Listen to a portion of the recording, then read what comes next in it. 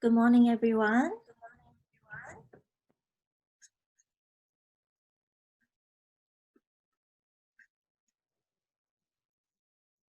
Welcome to the session, Rising Against Racism and Discrimination.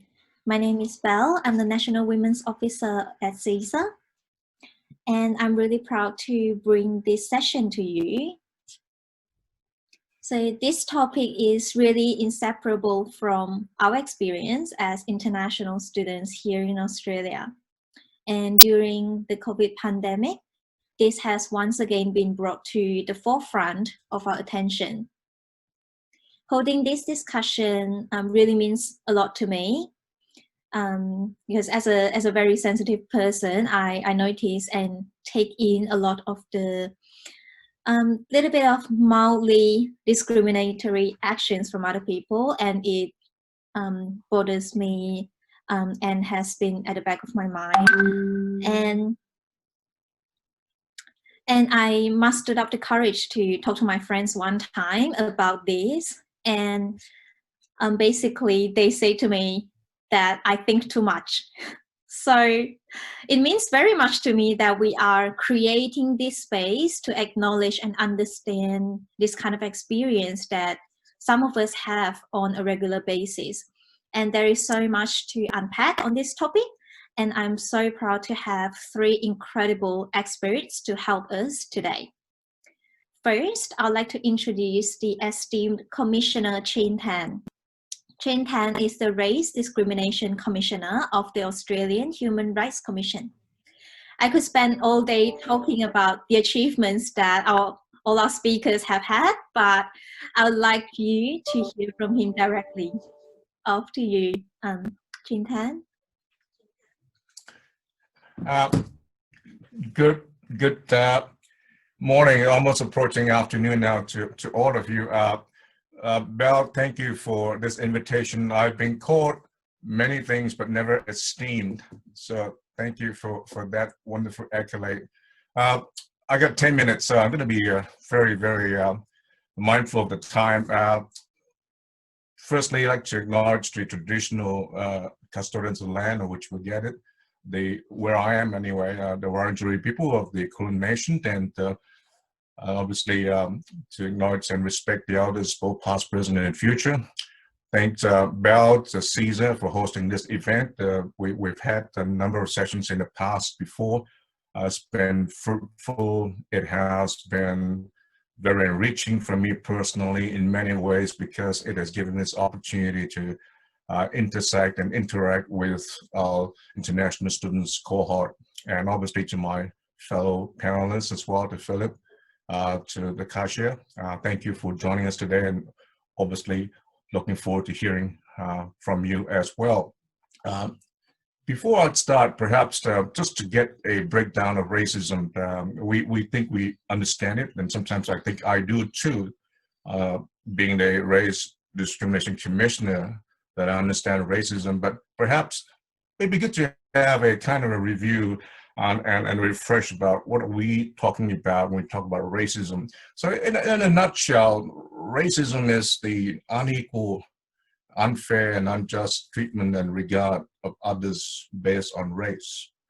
Race is obviously an evolving social idea that revolves around the concept that legitimizes racial inequality. And the experience that Belle has just mentioned as part of that experience that people have faced. So racism can take many forms, such as jokes or comments that cause offense or hurt, and sometimes unintentionally name-calling or verbal abuse, harassment, intimidation, or commentary in the media or online that inflames hostility towards certain groups. At its most serious, racism can result in acts of physical abuse and violence. And we've seen some of that recently played out in the streets, in the open public areas.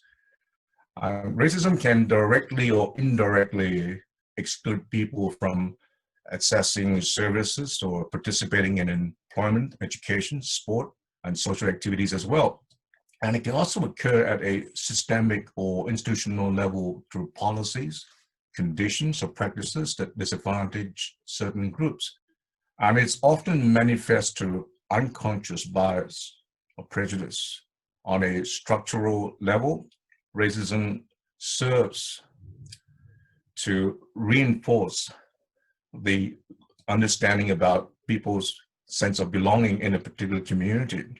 So it is that particular sense of inequality that affects people's sense of a place in the society. And perhaps before I proceed any further, it might be also good to explore some terms and concepts relating to racism. What is prejudice? I mean, prejudice is prejudgment and preconceived ideas about a person based on his or her race or ethnicity.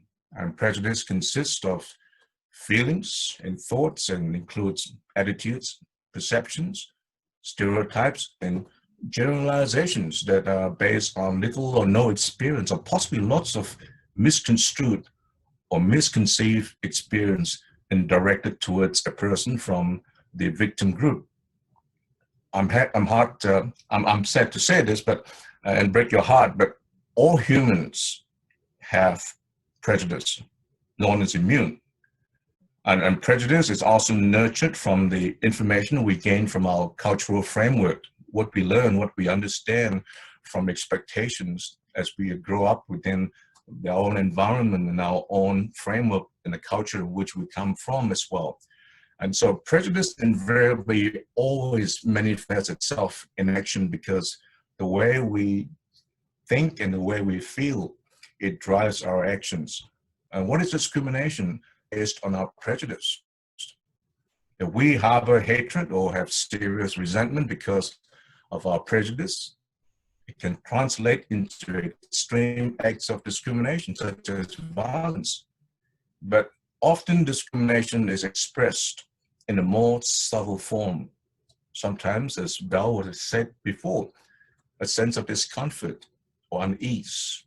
So when the collective prejudice of a racial group is validated, buttressed, and reinforced by the cultural norm of the community and the legal and institutional framework, then it becomes racism. Professor Kawunawi of the American Studies and Anthropology at Wesleyan University says, racism is a structure, not an event. So it means that racism is a system, not just an act. And that explains why the victims of racism often refer to a system of institutional and ritualized oppression and inequality. So today's topic is very fitting. It's about, and the topic that's been given to me is about rising against racism. At a time like this with COVID-19 pandemic, we're felt more strongly than ever. The rise of prejudices, the rise of perceptions, and misconstrued ideas, and obviously information that are wrong and false about people, the stereotyping, and that results in people, in fact, being hurt, even physically, because of the prejudice that has surfaced during a time like this. So as the Race Discrimination Commissioner, I encourage everyone in our community to take responsibility and speak out against racism if ever they witnessed it. And even if you didn't witness it, you know it's there, and you have a responsibility to obviously take the actions you need to try, in fact, to combat the rise of racism in our community. So how do we chart a course forward from here? And the topic is also about leadership within the community. And this is about, obviously, the community that involved international students. How do we preserve the cultural harmony we have and eliminate racism that exists at the same time? I wish I have a quick fix. I wish I have one solution for you, but you and I know that we will always, all individually and collectively, have a responsibility to find ways to, in fact, tackle and resolve some of those hard questions and difficult issues. But for me, I believe that we need to have a national conversation, preferably a respectful one, about hate, prejudice, and racism. And not just a program in calling out racism, which remains important, obviously, and vital in my work. We don't talk about it. we're not prepared to bring it out for discussions within ourselves, our friends in our society, it makes it difficult to understand what we're talking about and how to tackle this issue of racism. So the conversation must be one which will involve everyone. It might be uncomfortable. It will not please everyone, but it is an important conversation. I believe this has to be a national conversation here in Australia, and it will call for courage. It will call for moral leadership across all the political and civic community to lead on this issue.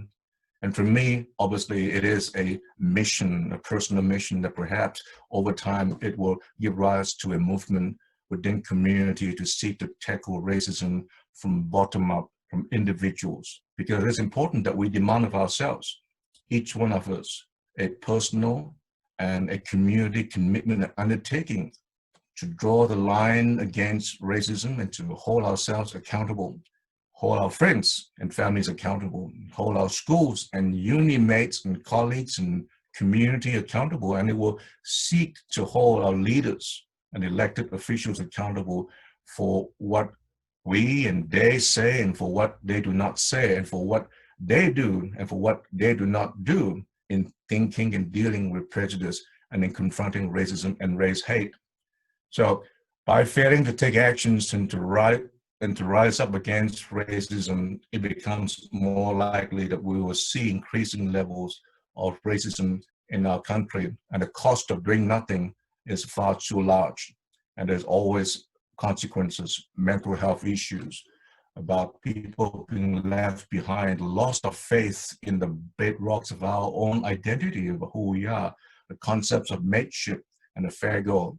And it is obviously more important in a time like this than ever to set those standards that are important, for which we are able to, in fact, take very clear steps. And obviously, my notes goes from about 25 more minutes. And Belle is gonna, in fact, be very disappointed if I did that, because I think there are other speakers who also need to speak on this topic, for which I'm very keen to hear and understand their perspective. So we will obviously look for opportunities to have a closer, deeper discussion on the range of issues and things we are doing in my area as a commissioner and seeking your help. But can I also say this, education is also an important tool about building awareness. A lot about prejudices that we need to overcome is through awareness in educating people. But finally, my role obviously is to ensure that all people in Australia, and I mean everyone, including international students and those who visit us from time to time, that regardless of their cultural background, that each of us have more opportunities to make connections, to build trust, develop friendships and a sense of community. And alongside a very strong, robust public education program, and obviously a strong program that sanctions and in fact say no to discrimination, that we also should have direct contact and engagement that are immediate and obvious so that we can overcome prejudices, misapprehensions, and distrust that may exist. And that is why we must prioritize and focus our attention and working with and in building trust and support among communities, including our international student community. And with that, Belle, I'm going to leave it because I think I've just used up 1 more minute of your time. So I do apologize, but happy to take this forward in future discussions. Thank you. Thank you so much, Commissioner Chintan. You have so much insight to share, and thank you for unpacking this really complicated topic. We only have 10 minutes for your presentation today. We will have a Q&A, but there is so much that you can share with us, and hopefully everyone can check out what the Australian Human Rights Commission is doing and is helping, can help international students. And you also brought up really important points around the different levels and aspects, for example, systemic and individual levels. And I think a lot of the unconscious bias and prejudice are conditioned within us. And it's so important that being aware and calling out and having discussion like this today that can help us make a small steps towards a more equal future for everyone. Now, I'd like to introduce Keshie, Tilak, Ramesh. Thank you. Keshie, thank you, Chin. Keshie is the Multicultural Youth Commissioner of the Victorian Multicultural Commission. I can't help but share that Keshie has been named Young Citizen of the Year, Top 100 Future Leaders of Australia, Law Students of the Year, among others, at the age of, wait for it, 23. Keshie. Thank you so much for having me. And oh, it makes me so nervous when you put qualifiers like that. I'm feeling Chin's pain of what he mentioned before. Thank you for having me here today. I'd like to begin by acknowledging the traditional owners of the land that I'm on, which is in the lovely little suburb of Bendigo. So that's the Dja Dja Wurrung and Taungurung people. Thank you so much to Belle and CISA for organising these events to unite our communities, which is especially needed during tough times like these. As mentioned, my name is Keshie, and I'm a legal advisor for state government, and I'm also the Multicultural Youth Commissioner for Victoria. When reflecting on what my experience with racism has been, I realised the ways in which racism is presented in my life has drastically changed over time. It started off being this in-your-face, easy-to-spot sort of beast, to this more subtle, haunting undertone, which was a lot softer, but a lot more difficult to put my finger on and address. I was born in Griffith, New South Wales in 1997, which was a very multicultural place, but then we moved to Bendigo when I was 4 years old, which is where I am now. Bendigo is a great place to live, and I love it, but when I was growing up, it was not nearly as multicultural as what it is now. My first brush with overt racism was in grade 2, when after one recess I decided to move tables from sitting in the back of the class to sitting in the front. And I've always wanted to sit on this front table. But on this front table also happened to be 2 boys, who stared at me when I sat down, looked me blankly dead in the eyes and said, "The colour of your skin makes me want to vomit." The teacher was understandably horrified, and they were sent to the principal. But I was blissfully unaware of what they meant. So I actually went home that night, took out my colouring set, made them a card, and gave it to them the next day to apologise for the inconvenience. In high school, we moved past this, and everyone was taught the basic principle of, racism is bad and we shouldn't discriminate against other people. However, this just meant that the racism shapeshifted from being this in-your-face, sort of thing to being woven underneath advice given from people with the best intentions and the narratives that were told. It was the little things, like always being matched with the one other Sri Lankan boy in the class when my friends were talking about who should date who just purely because we looked cute together. Or in year 10, on a bit more of a serious note, where I made a LinkedIn account for our careers class, and my teacher pulled me aside to do me a solid and suggest that I put an English proficiency badge on my account to make it clear that I'm not a migrant with low English levels, which was suitably confusing considering I was born in Australia. But her rationale was that it might hurt my chances of employment. Considering that my profile picture was diverse and my name was diverse, they might be none the wiser. And now in my professional life, racism and discrimination is much more systemic and rife with self-doubt. It's the criteria on board and job applications which encourage diversity. But then when you get a seat at the table and people question whether you actually deserve to be there, or if you're just there merely as a token of diversity, a statistic to make the organization you sit on look good. For myself, it's ticking boxes of young, female, regional, and diverse. So naturally, you get in this space of imposter syndrome, where you even begin to doubt yourself, and you question whether your suitability for the role is correct based on these comments, or if you're just there to be a statement on their annual report. Racism comes in many forms indeed, and we really need to call out racism when we see it. And as Chin referred to before, there's a number of ways you can do it, but please, no matter how you do it, make sure that you are putting your safety first, and you're making sure that you are in a safe space to do it. Your safety is absolutely paramount. And it's very easy to say, and I think it's something that I've seen time and time again, where people say, why don't people call it out at the time? Why don't they put it forward? But it's a scary thing. It's terrifying to be victimized. It's terrifying to be the butt of people's jokes and to be, questioning whether you deserve something. It's a scary space to be in, I know. But when you do feel ready, please get in touch with Victoria Police, talk to the Victorian Equal Opportunities and Human Rights Commission, and lodge a complaint. You don't need to do this alone. We're all in the same boat together. Racism is a terrifying thing that's been built over generations and generations in so many different ways.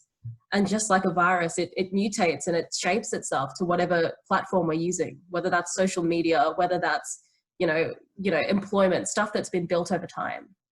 But every time someone stands up, we get more data, which we can use to hold the government accountable for doing something to affect systemic change. And we need to change the narrative together. It's not you against everyone. It's all of us against the systems that oppress us. Thank you. Thank you so much, Keshie. Thank you for sharing your experiences and how you've obviously have come out of it stronger and have achieved so much and learn to believe in yourself. I think that, thank you for your call to action as well, that individuals like us, we need to learn to be brave to call something out, but collectively, we also need to create an environment that is safe to do so. Thank you. And last, but certainly not the least, I am so proud to introduce to you Councillor Philip Leleu. Phil is a councillor of the City of Melbourne, chairing the International Engagement portfolio. Phil's expertise includes entrepreneurship, multiculturalism, and international relations, especially in the area of international students. Phil. Thank you, Belle. And I can say, as a student of life learning, it's very, very much appreciate calling me expert, but I can assure you I have much to learn. I see that there are many, many experts out there who I can really learn. I'm definitely just coming up, but I really do appreciate your acknowledgement. Before I begin, I also respectfully like to acknowledge that we're here on the land of the Kulin Nation, and which I am broadcasting, and that I pay my respects to the elders, past, present, and emerging. I also like to acknowledge all my fellow speakers. Chin, someone I've known very, very long time. The amount of work that he has advocated has just been absolutely tremendous. Not only as a previous VMC commissioner, chair, but also Keshie as well. Wow, your CV, it just blows me away. It's such great to see young people, getting up and doing amazing things.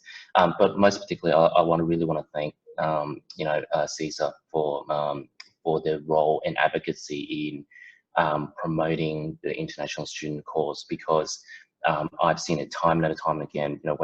When we have issues and I need to know more information, and we can't all individually go to every student.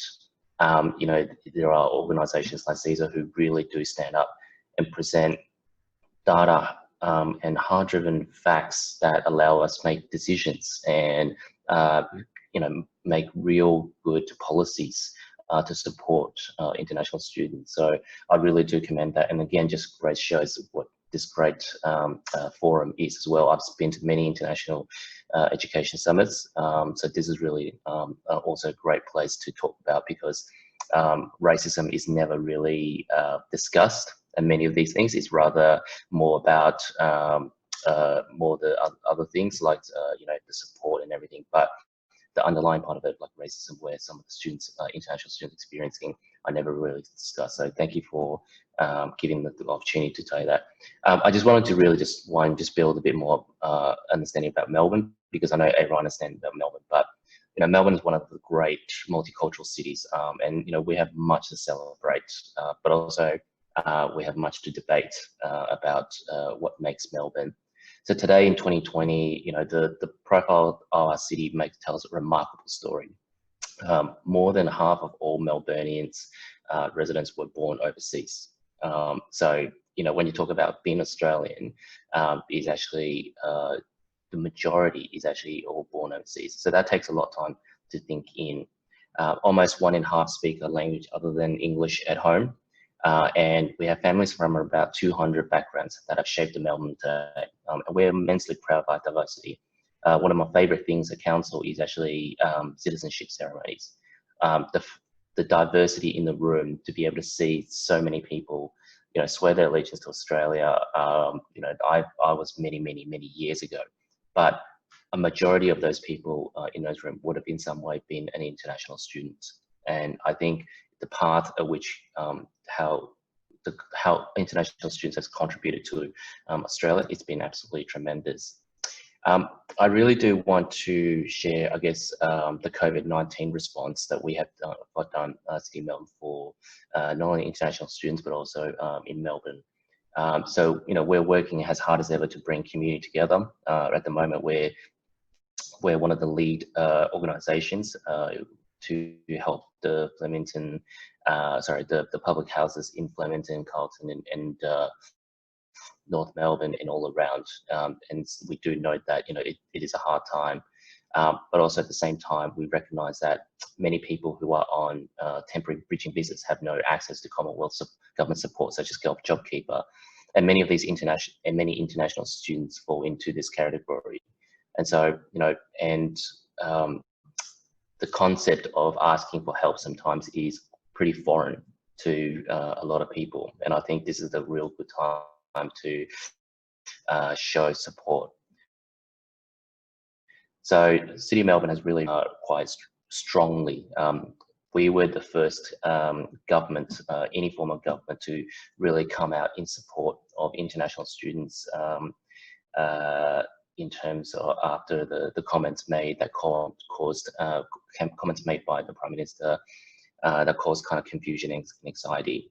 So we were and as soon as you know, I think it was only a few days afterwards, we straight away came out and, you know, with a strong motion to say we recognise your contributions here, we support you here, we want you to stay here. And I think I'm very proud of that, because it really did had a really good feedback, because you would think that such a small thing and something so simple would provide a lot more support and confidence to people. So just some of the things we've done is, you know, we've provided free English language study resources. We've helped the coordination of food distribution. The thing I'm probably the most proud of is probably the $200 food vouchers that we provided to approximately around about 10,000 international students to shop for essential needs. So if you do #RShout, you would see the collaboration that's been come out of it. And I've got this something here, which is, you know, this is, you know, the things that we have actually shot, and, you know, it's an amazing thing, and we can't take the credit, because the state government has really come strong to this. In particular, Minister Pakula and also Study Melbourne, which we work really closely. And, you know, I know a lot of people give some of the international students give flack to state government about the slow response to financial service. I can assure you the state government of Victoria is a tremendous supporter, and they really did came in time of need for this, and I really have to recognise their role, and also the universities and the service providers who've done that. But look, you know, in the interest of time, go on forever, but, you know, for me, I really want to say the City of Melbourne Culture Diversity Statement is explicit that we as a municipality, we say no to racism, and we do not tolerate discrimination anyway. That is a very, very fact. We work to eliminate discrimination based on religious belief, colour, ethnicity, language, whenever they impact on the people who live or visit our city in any form. And that is consistent with the Racial and Religious Tolerance Act. We are a city that is part of the Welcome City Network. It's a national network of cities and towns committed to an Australia where everyone can participate in social, cultural, economic, and civic life.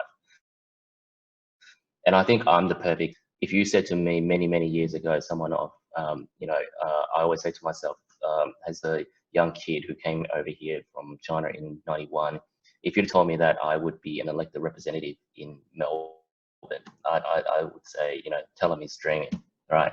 And yet, you know, I'm one of the youngest. I'm also one of two Asian councillors with Asian heritage background in Sydney, Melbourne. So I'm very proud of that, and I think Melbourne do recognise that. But look, I'll finish on the fact that, you know, we have to be strong, inclusive, and resilient. I think there are many things we can do. I like to really share some of the call to actions that I would in the Q&A, which I'll talk about a bit more. But again, thank you for the opportunity, and I just have to say, you know, stay strong, stay inclusive, and stay resilient, because it's only through that we can get through this. Thank you so much, Phil. And it is definitely true that the government plays such an important role in leading the way. And you've provided some great examples that we can point to that really come together with the students. And I also agree that the contribution that international students provide to this country, not just economically, but also culturally, is kind of getting lost in the narrative, and it's really a shame.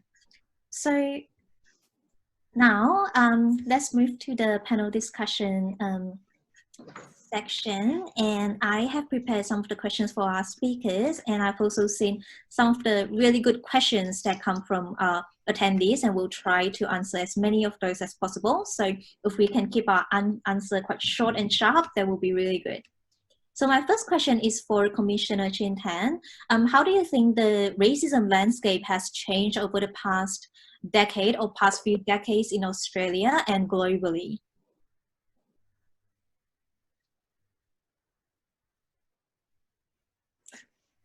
You're on mute.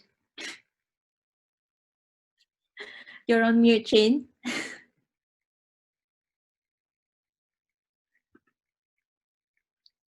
Can our background tech person help out here? Okay, can you hear me now? Okay, yes. Can you hear me now? All right, good. I'm sorry, I was saying that, you know, you're 8 minutes past your scheduled time, so I'm going to be very quick on this. Big topic, but could I also preface some of the things that has been shared by Philip, and it's important to note this as well. I think both Philip and I are probably, I'm not sure about Keshie, but I'd like to know about, you know, what in fact that's the same experience you had. But I think Philip and I are probably both born overseas, and I came as a student as well. So I studied here as an international student, so I think Philip probably had the same experience as well.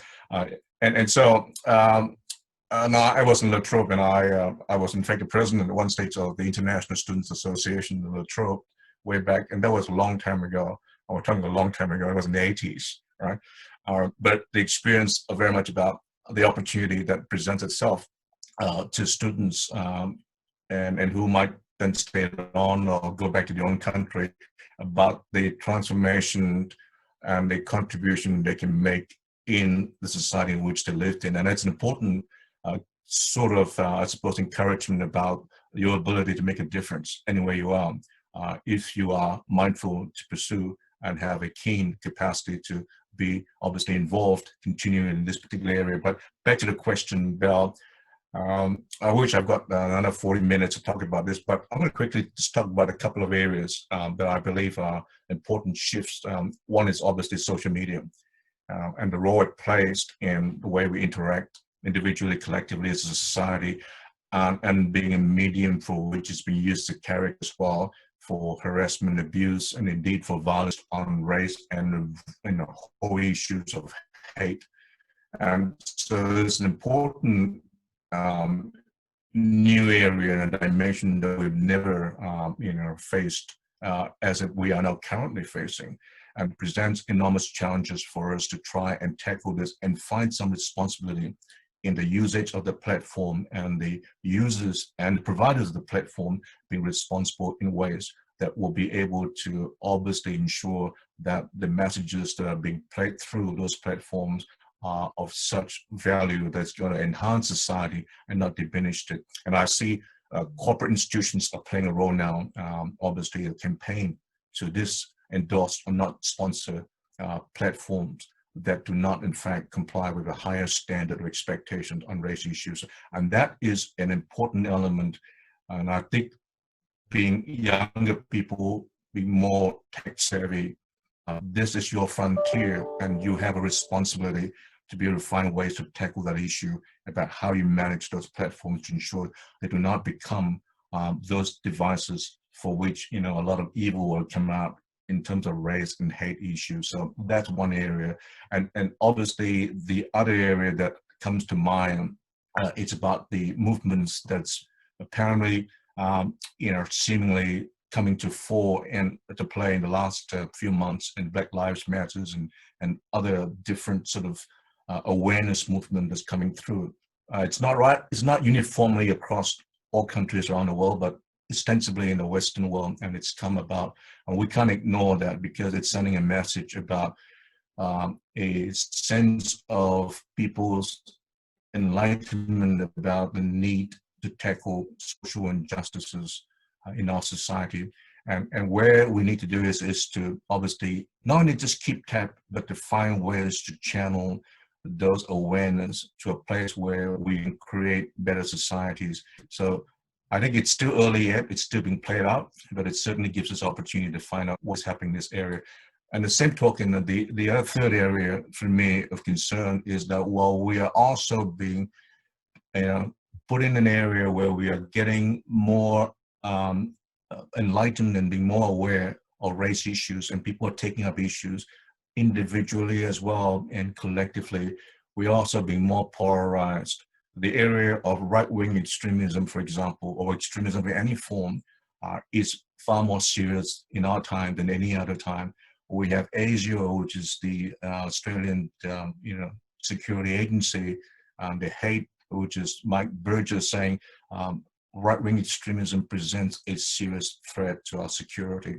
And so we are in that kind of mix where we are becoming more aware, we're becoming more enlightened, more able, and yet at the same time we'll be more polarized by very extreme actions of people on different ends as well. And so that's another area to be concerned about. But the one area which obviously I've got more a lot of passion and time for is about representation, opportunities for which people are able to have a role to play in the leadership level of our society.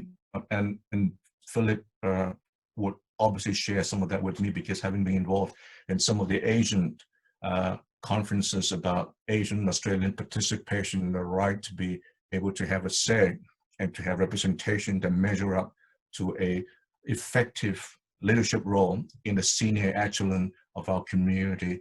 Well, two reports that came out with the commission in the last few years, 2016, 2018, that took a research into about where we are at in terms of representation of non-European or non-Anglo background Australians in terms of the representation of leadership roles in those areas. And we've been found to be very, very lacking.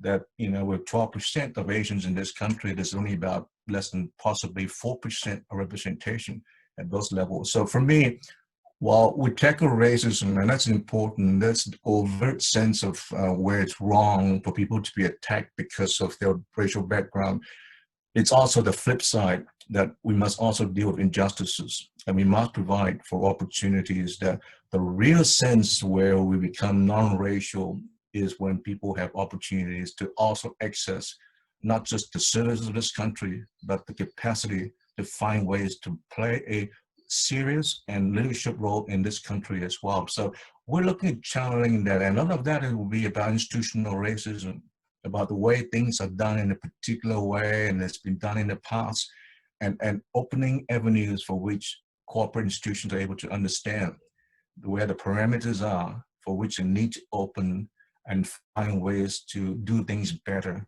And this is where we're working with leaders of institutions, PwC or an ABC, or any corporate institutions who are keen to work with this in this particular area to find ways to remove the barriers that seems to exist in that institutional form. And so hopefully, in the next 5-10 years, we'll see a better scene here in Australia, where Asian Australians and anyone else might find a better way to be able to access and get onto the leadership places, what we call the boardroom places, where decisions are made, whether in fact in government and the corporate bodies, within institutions, that they have a role to play and a meaningful role to play as well. So that's the other channel we're looking at. But I'm going to leave it as that, Belle, because otherwise I'm going to chunk up all your time that you've got. But as I said, happy to expand on some of these ideas.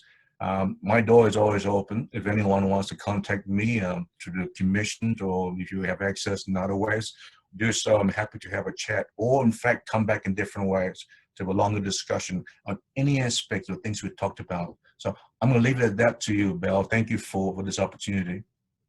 Thank you. Thank you so much, Chin. It's happy to see the progress that we've made collectively in this area, but progress doesn't happen naturally. It's really thanks to the work that people like you do, Chin, that are leading this change, and hopefully we can all play a small part of it. So the next question that I have is for Keshie. What is your experience with racism? You shared a little bit in your presentation, but how does it intersectional with gender and being a youth?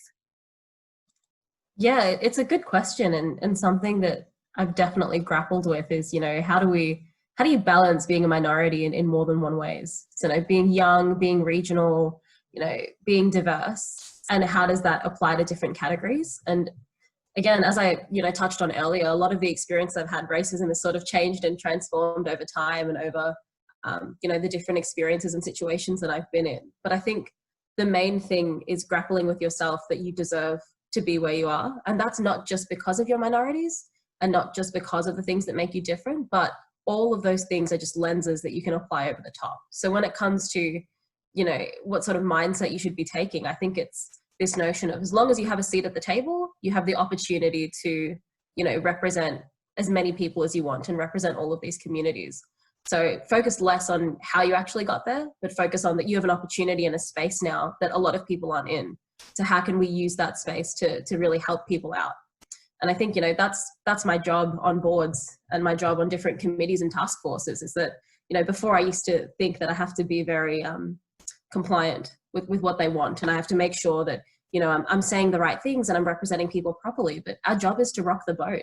You know, our job is to bring up things that people don't want to bring up, because you're there because you've had a whole wide range of perspectives and experiences that a lot of the people in these spaces haven't had. And then by doing that, you're making the road to get to these places a lot easier, because every single time you do something, it's not the first time that that person's seeing it, because, you know, you've done it, the person who does it after you, it's going to become normal. So if you become that boat rocker, if you become that person, using, you know, your lenses, your minorities, whatever it may be, to get to particular places, I think that's where we really get to a good spot. But I think, you know, in terms of positive change, Belle, you've asked me, you know, in the dot points to this question of what can we do to facilitate that change. And I think we touched on it earlier in saying, you know, call it out when you can. But I think there's also a very toxic notion around, you know, what can we do to change things? You know, we need to be battering down doors. Yeah, we do. But there's also a really valid space for just living your life and doing the best that you can. Because I can guarantee you that there are people younger than you, there are people around you who are watching you, and they're modeling your behavior, and they're being inspired by you just doing what you can to get where you want to be.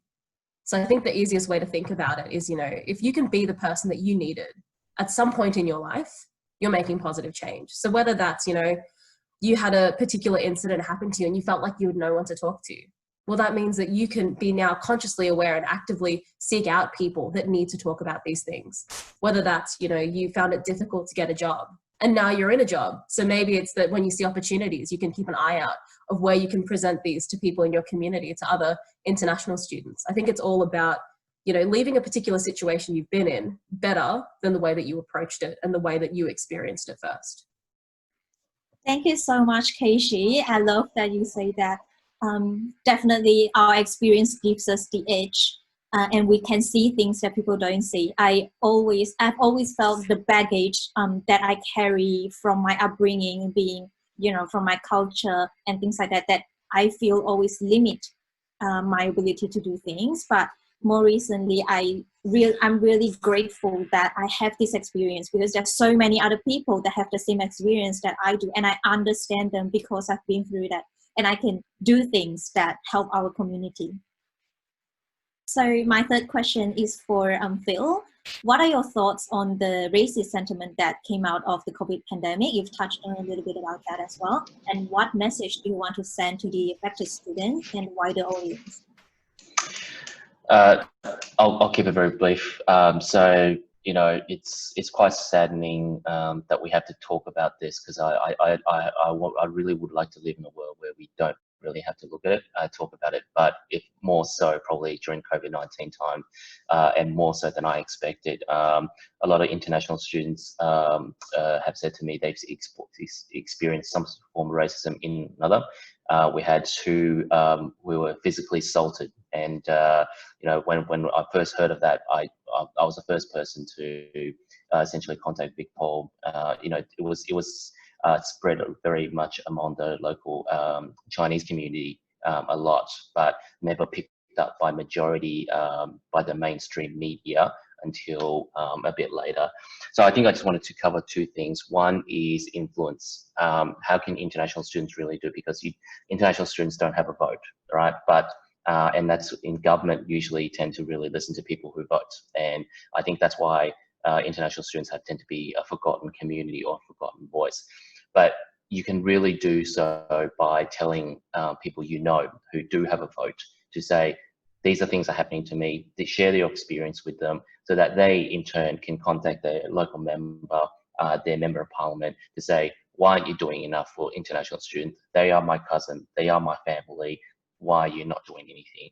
And that's usually the best advocacy and influence that you can do through government, because, and I always tell people, vote always counts. And international students don't have that. So I would say always influence that. At City Melbourne, you actually, not many people know this, but international students can actually vote in council elections. They are registered, they are able to do it, but there's a big process to go through it.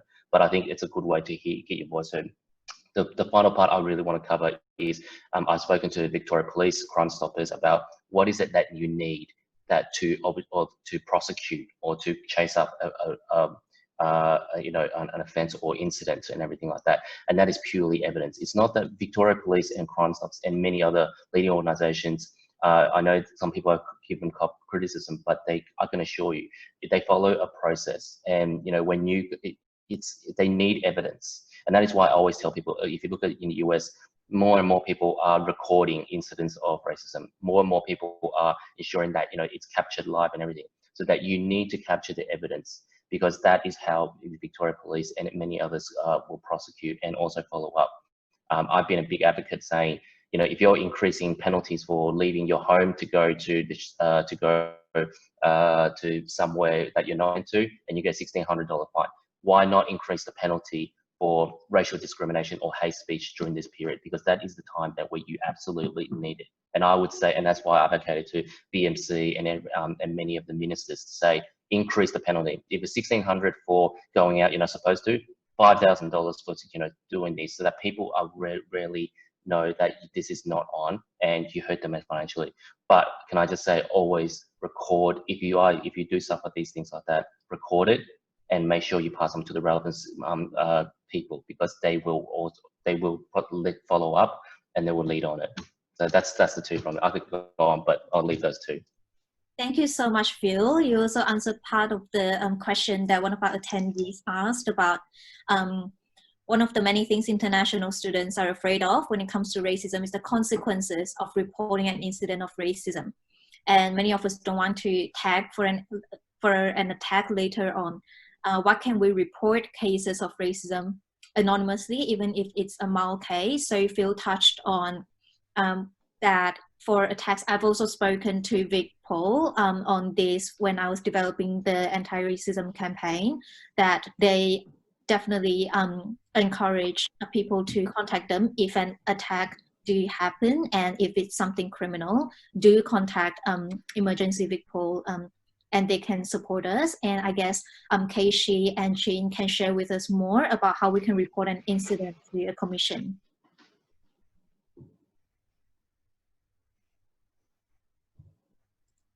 Keshie? First, or I'll go first. Yep. Yeah, definitely report it to the Victorian Equal Opportunity. You go first.